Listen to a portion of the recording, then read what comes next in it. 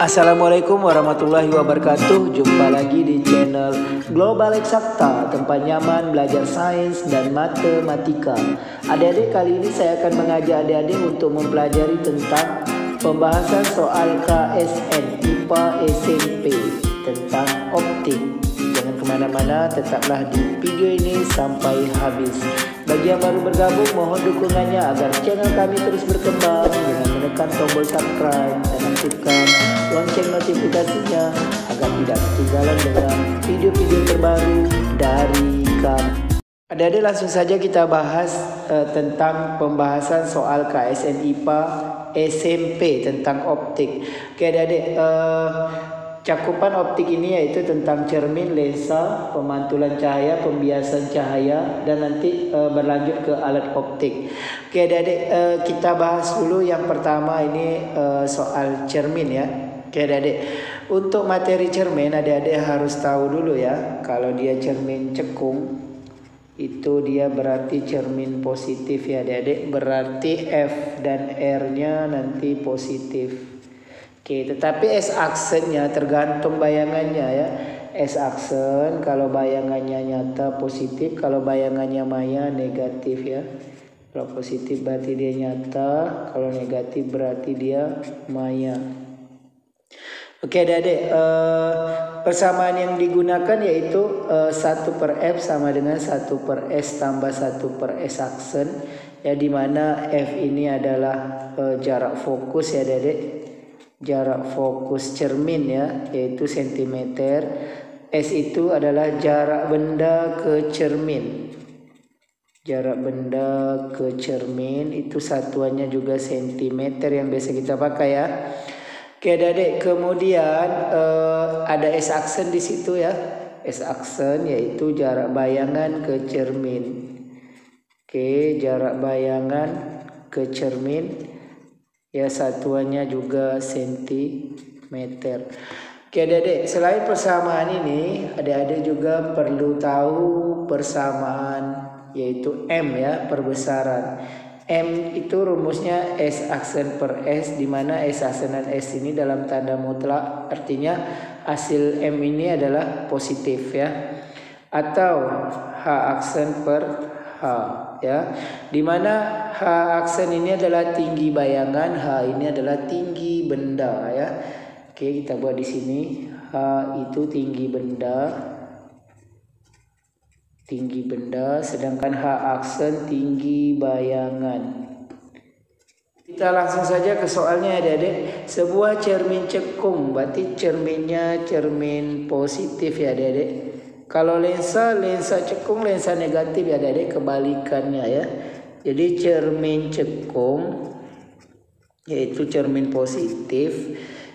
Oke, memiliki jari-jari kelengkungan. Jari-jari kelengkungan itu R, yaitu 10 cm.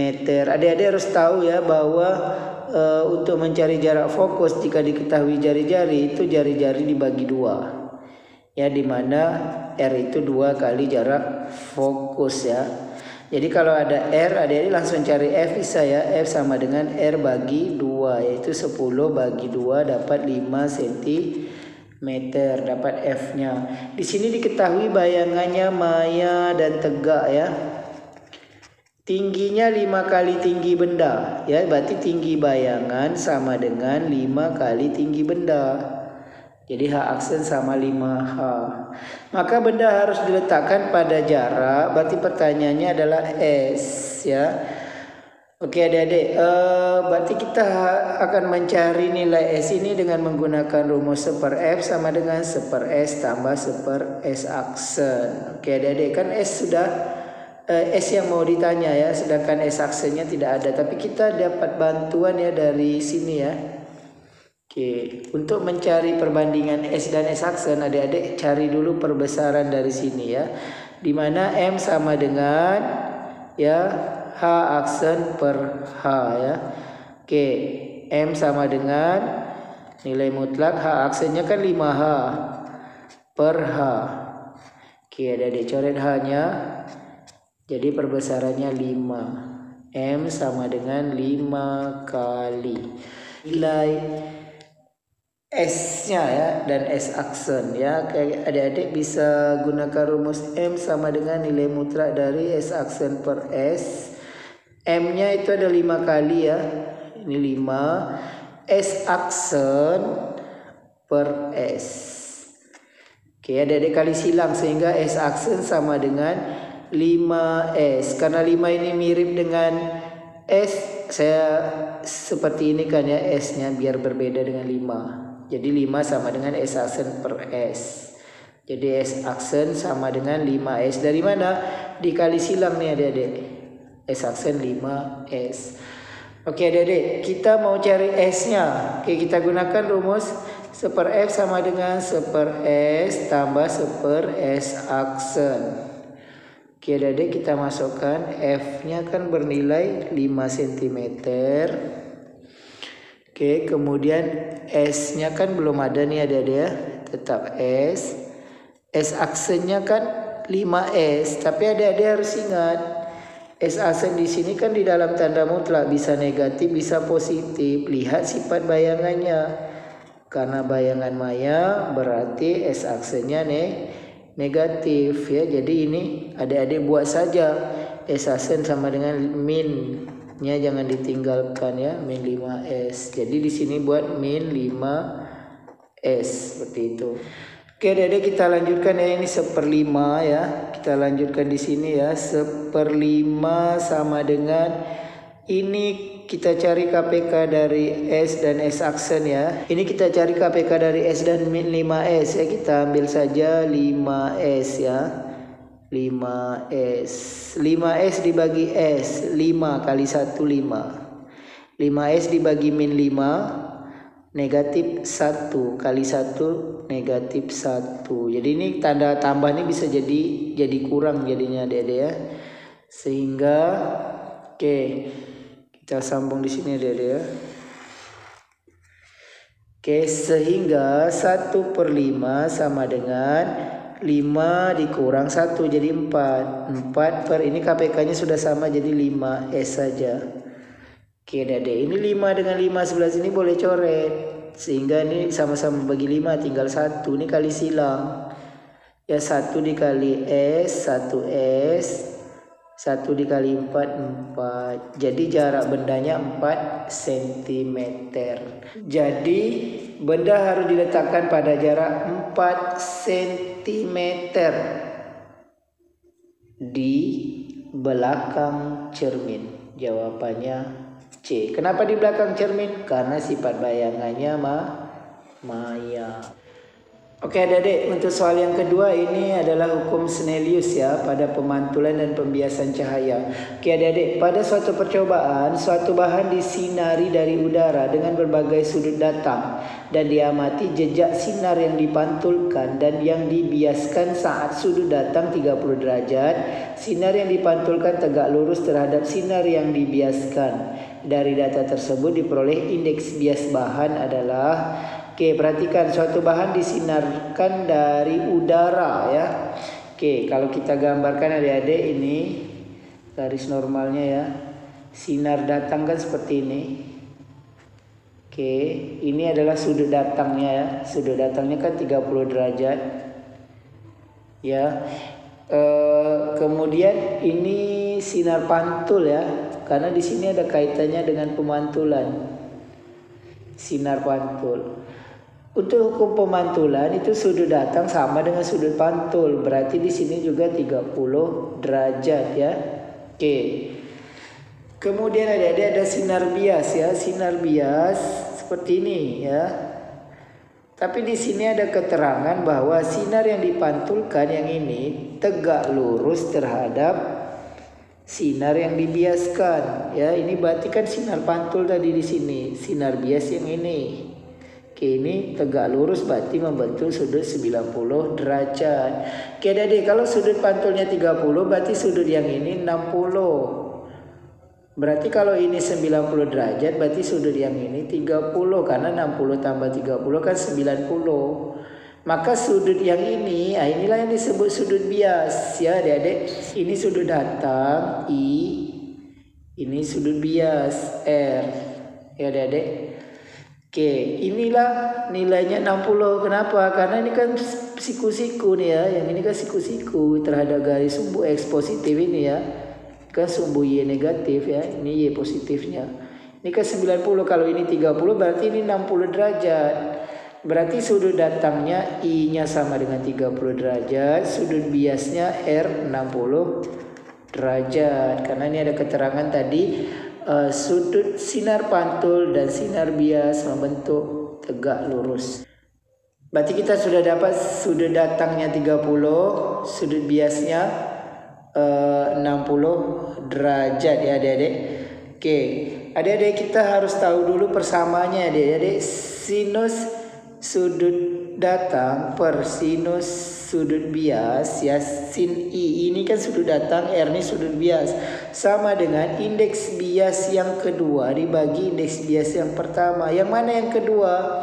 Yang kedua itu yang bawah yang datang, ini yang pertama, ini yang pertama ya, ini yang kedua ya, yang di atas ini yang pertama, yang bawah yang kedua. Berarti yang datang ini adalah bahan yang pertama, yang dibiaskan ini bahan yang kedua.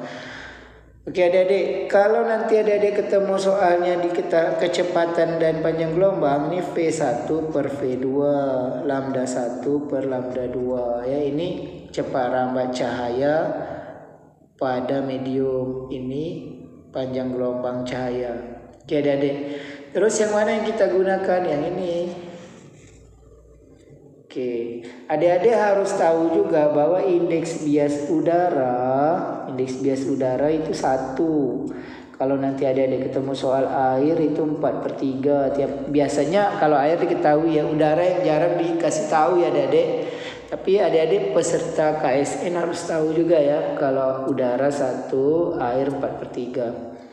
Oke adik-adik, kita masukkan ke rumus ini ya. Sin I per sin R sama dengan N2 per N1. Oke, N1 itu yang medium yang datangnya ya, medium yang pertama ini. Oke, sin I berarti sin 30 derajat per sin R sin 60 derajat. N2 adalah indeks bias yang kedua ya. Adik-adik lihat di sini. Pada suatu percobaan, suatu bahan disinari dari udara. Berarti yang pertamanya udara, berarti dari udara. Yang pertama udara, yang kedua bahan ya. Oke, berarti yang kedua bahan. Pertanyaannya adalah indeks bias bahan, berarti N2. N1-nya udara 1. Oke, adik-adik, sin 30 itu setengah, sin 60 itu setengah akar 3. Dari mana nilainya? Ini N2 per 1 ya. Adik-adik harus hafal tabel trigonometri ya, yaitu nilai sin untuk 0, 30, 45, 60 dan 90. Adik-adik harus tahu nilai sinnya sin 0, 0, 30 setengah, 45 setengah akar 2, 60 setengah akar 3, 90 1 ya. Jadi adik-adik harus hafal ini ya. Oke. Ini nilai sinusnya ya.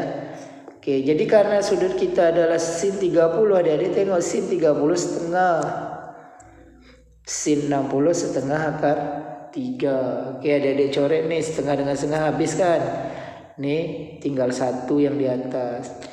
Oke, ini berarti N2 kali akar 3. Sehingga N2 kali akar 3 kan akar 3 N2 sama dengan 1 kali 1, 1. Sehingga N2 sama dengan 1 bagi akar 3. Akar tidak boleh dibawa, sama-sama kita kali akar 3 atau rasionalkan.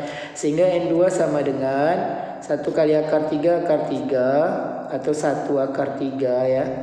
Akar 3 kali akar 3, 3. Karena kan akar 3 kali akar 3 akar 9. Akar 9, 3. Jadi adik-adik kalau di dalamnya ini sama. Akar 2 kali akar 2, 2. Akar 5 kali akar 5, 5. Akarnya hilang. Akar 3 kali akar 3, 3. Jadi nilai N2 nya adalah 1/3 akar 3. Jawabannya C. Adik-adik kita lihat soal yang ketiga. Seorang penderita cacat mata mengalami pengumpulan cahaya di belakang retina. Oke, maka jenis cacat mata dan jenis kacamata yang digunakan. Oke adik-adik harus tahu bahwa cacat mata itu terbagi atas 3, yaitu miopi, hipermetropi, dan presbiopi, rangkap ya, rabun rangkap. Untuk miopi atau rabun jauh, itu bayangan berada di depan retina, sehingga tidak nampak ya. Jadi untuk membantunya menggunakan kacamata berlensa cekung. Lensa cekung lensa negatif ya. Tadi kan kalau cermin cekung cermin positif, lensa cekung lensa negatif atau minus. Oke, itu untuk rabun jauh. Makanya orang yang rabun jauh nanti sering ditanya sudah minus berapa ya. Jadi minus itu menunjukkan dia rabun jauh. Itu rabun dekat hipermetropi. Rabun dekat itu bayangan benda di belakang retina, makanya tidak kelihatan.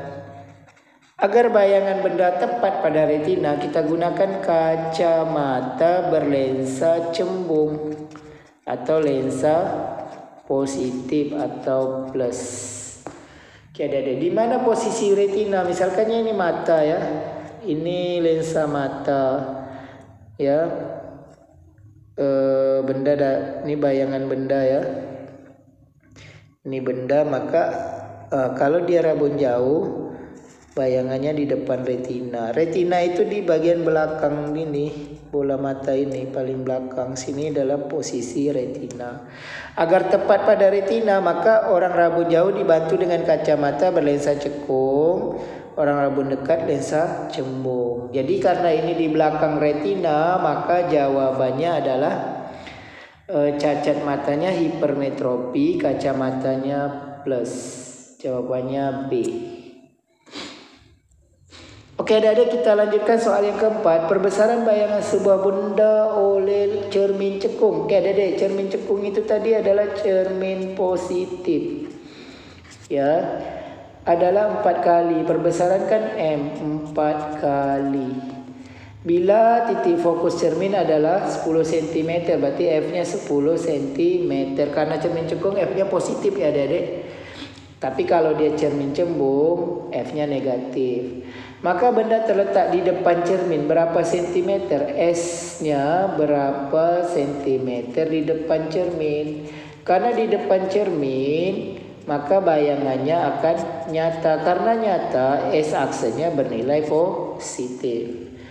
Oke adik, kita cari dulu ya, karena diketahui M ini, M kan sama dengan S aksen per S. Karena bayangannya di depan cermin, S aksennya nanti positif ya adik. M ini kita ganti 4 S aksen per S kali silang, sehingga S aksen sama dengan 4S. Oke, ini adik-adik S aksen. Baru kita cari dengan menggunakan rumus 1 per F sama dengan 1 per S tambah 1 per S aksen. F-nya kan sudah ada 10 ya dari sini. S-nya tetap S. S aksennya adik ganti dengan 4S ya, 1 per 4S dari hasil kali silang ini. Cari KPK S dan 4S. 1S dengan 4S KPK-nya adalah 4S. 4S bagi S 4.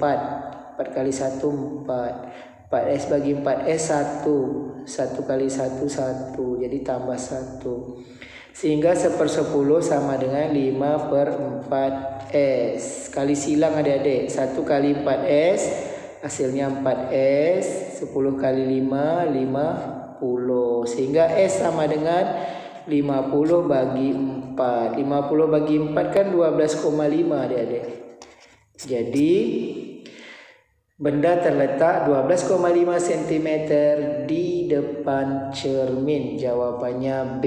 Adik-adik, semoga informasi singkat kali ini dapat membantu adik-adik yang lagi persiapan dalam menghadapi KSN, Kompetisi Sains Nasional untuk bidang lomba IPA. Semoga bermanfaat. Demikian video kita kali ini. Terima kasih atas perhatiannya. Sampai jumpa pada video yang berikutnya. Jangan lupa like, share, dan subscribe channel ini.